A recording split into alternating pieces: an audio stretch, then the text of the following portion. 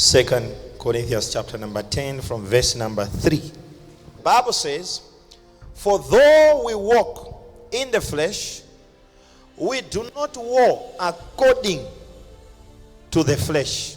The Bible says, for though we walk in the flesh, in other words, though we are operating in the flesh, in the natural, Yes. the Bible says we do not wage war according to the flesh.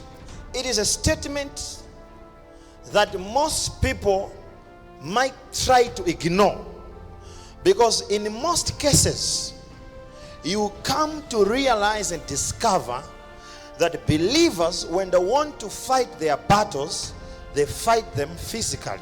The Bible says our weapons of war, they are not carnal. But you realize that most people in church, they always fight physically. Yes. You fight against demonic principalities, Yes. powers, rulers. Yes. There are things that are behind what is fighting you. Oh, I'm talking to people who understand my Yes, language. Apostle. I am saying there are things that are behind what is fighting you. Yes. When your brother is fighting against you, the problem is not your brother.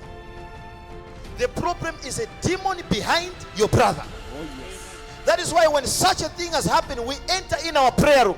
Yes. And we begin to pray. Why? Because we understand that our weapons of warfare, they are not carnal. So if we are going to use, weapons of words, weapons of, physical weapons, what will happen?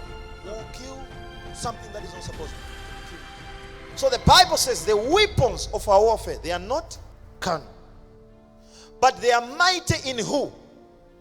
In God. Meaning to say, number one, for the weapons that God has given you to be powerful, to be effective, you need to be in who? In God. Because the Bible says the weapons are mighty in what? In God.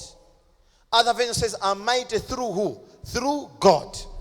So our weapons of warfare, they are not carnal, but mighty through God, to the pulling down of what? Of strongholds.